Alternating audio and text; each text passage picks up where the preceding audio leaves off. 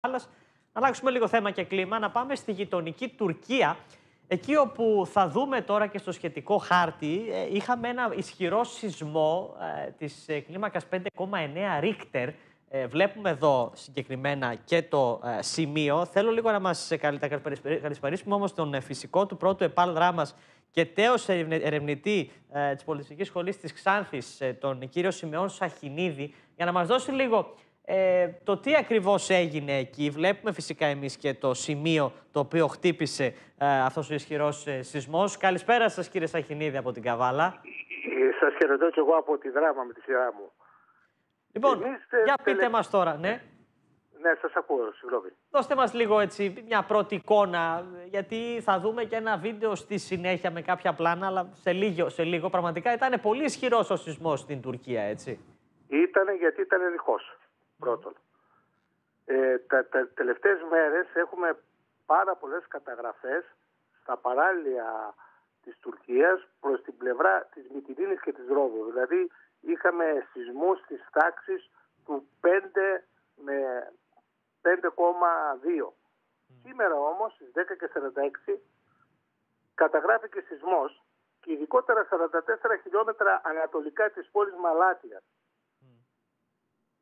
Ο σεισμός αυτός δόθηκε από την υπηρεσία των έκτακτων καταστροφών της Τουρκίας στα 5,9, ενώ το σεισμολογικό κέντρο της χώρας, Καντήλη, μέτρησε το σεισμό στα 6 με 6,3. Αυτός ο σεισμός φαίνεται να είναι μετασεισμός αυτό των 7,7 και 7,6 της κλίμακας Ρίχτερ που σημειώθηκε το Φεβράριο του 2023, δεν ξέρω αν το θυμάστε. Ναι. Και όπως διατύπωσε και ο καθηγητής γεωλογίας και ο πρόεδρος του ΟΑΣ Πεσίδιος Λέκας, αυτός ο σεισμός που έγινε θεωρείται κατά τη γνώμη του να είναι μετασεισμός. Υπάρχει όμως και μια άλλη άποψη του ένας από τους κορυφαίους σεισμολόγους της Τουρκίας, του Γκιορούρ, που είπε ότι ναι, αυτός ο σεισμός πράγματι συνδέεται με το σεισμό που έγινε το Φεβρουάριο του 2023, αλλά δεν περιμένει κάποια επανάληψη του μεγέθους, γιατί αυτή η ενέργεια η περισσότερη έχει εκτονωθεί σε μεγάλο βαθμό. Ναι, διότι εντάξει, η αλήθεια είναι ότι όπως το ακούμε τώρα, κύριε Σαχινίδη, και από εσάς διήστανται οι απόψεις για το τι ακριβώς αναμένεται να γίνει, αλλά συνήθως εμφανίζονται μετά σεισμοί, έτσι, μετά από ένα τέτοιο μεγάλο σεισμό. Ναι. Οι μετασεισμοί συνεχίζονται. Αυτός ο σεισμός, ας πούμε, κράτησε κοντά στα 15 δευτερόλεπτα. 15 δευτερόλεπτα στη σεισμολογία είναι μεγάλος. Σωστά. Έχει μεγάλη δηλαδή διάρκεια. Να μην ξεχνάμε ότι ο σεισμός στις 6 Φεβρουαρίου που έγινε το 2023, που ισοπεδώθηκε η Αντιόχεια και η Αλεξανδρέτα, με νεκρούς να ξεπερνούν τότε, δεν ξέρω να θυμάσαι, τους 50.000. Δηλαδή μια μεγάλη, τεράστια καταστροφή τότε, εννοείται, στη γείτονα χώρα. Εδώ τώρα, εντάξει, υπήρχαν κάποιες έτσι ίσως υλικές σίγουρα ζημιές και λόγω της ισχυρότητας του σεισμού. Αλλά αυτό το οποίο καταλαβαίνουμε είναι το γεγονός ότι γενικότερα, εντάξει, είμαστε μια σεισμογενής περιοχή το τελευταίο διάστημα. Μην ξεχνάμε ότι και εμείς εδώ, στην περιοχή του Αγίου Όρους, έχουμε συνεχώς σεισμούς. Ναι. Μπήκατε στο θέμα που ασχολούμαι. Μάλιστα. Έχουμε τώρα αυτή... Αυτό τι μπορεί να σημαίνει όμως, κύριε Σαχινίδη, τώρα? Καμία σχέση δεν έχει το ένα ρήγμα με το άλλο. Καμία σχέση, ωραία. Ναι. Απλώς έτσι για τον κόσμο που μας ακούει αυτή τη στιγμή, να ξέρει, και σύμφωνα με τον καθηγητή της σεισμολογίας, τον κύριο Λέκα, ότι ο σεισμός των 5,9, άλλοι 6,3, είναι μετασεισμός και δεν έχει σχέση, το τονίζω, με την Ελλάδα. Μάλιστα. Δεν θα επηρεαστεί δηλαδή η χώρα μας, η Ελλάδα, από αυτό το ρήγμα το οποίο έχει προκαλέσει αυτή την... Απλώς είναι ενοχλητικός, γιατί βρίσκονται τα νησιά μας απέναντι και στη Μυτιλήνη και στη Ρόδο γίνεται αισθητώσει. Στη Ρόδο χθες, αν δεν κάνω λάθος, σημειώθηκε ένας 4,6 Ρίχτερ. Στη Ρόδο οι περισσότεροι είναι ότι έρχονται από την Τουρκία. Μάλιστα.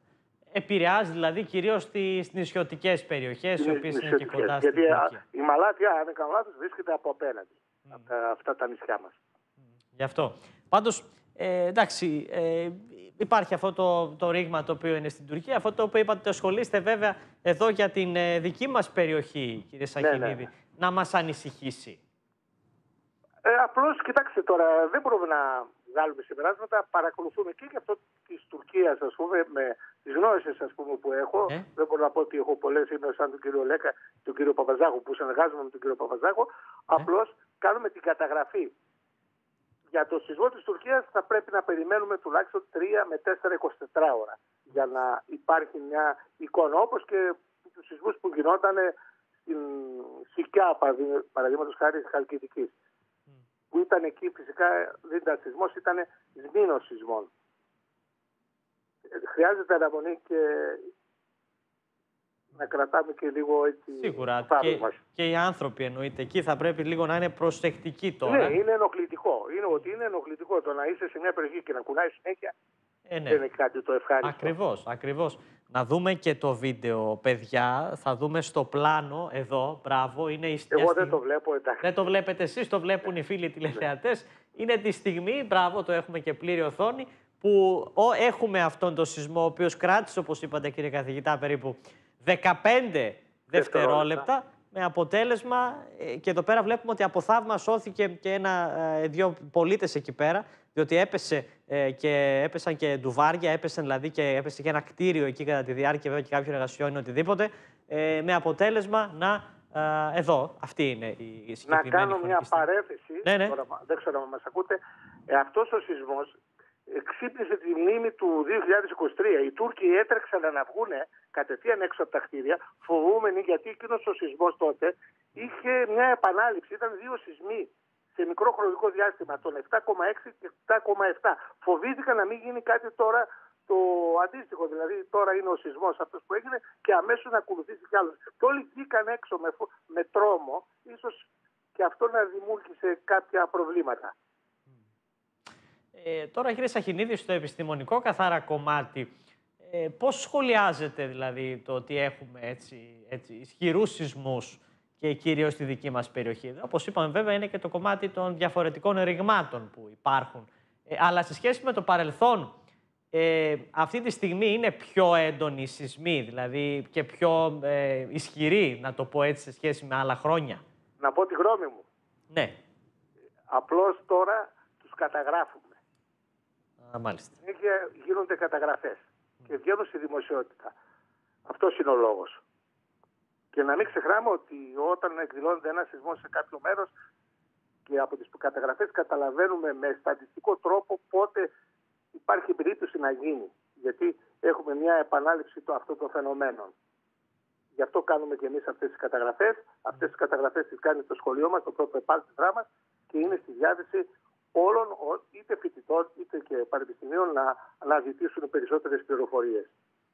Μάλιστα. Και νομίζω ότι είναι πάρα πολύ σοβαρή η δουλειά η οποία φυσικά κάνετε, κύριε Σαχινίδη, για την ενημέρωση φυσικά και των πολιτών, το τι ακριβώς συμβαίνει. Πάντως, είναι όντως μια έντονη κατάσταση η οποία σίγουρα ανησυχεί και, όπως είπατε, πόσο μάλλον δε τους πολίτες οι οποίοι έχουν βιώσει και σεισμούς και στην Τουρκία, αλλά και εδώ. Στην δική μας περιοχή έχουμε αρκετούς σεισμούς, όπως είπαμε, το τελευταίο χρονικό διάστημα. Μιλάμε για Χαλκιδική, Ασπροβάλτα, Καβάλα, Ξάνθη, Δράμα, λόγω και των σεισμών που έχουμε και στο Άγιο Όρος. Οπότε είναι κάτι το οποίο θα το δούμε και θα μελετήσετε φυσικά και εσείς το τι ακριβώς μπορεί να έχει οδηγήσει σε αυτό. Πάντως για την Τουρκία, ναι.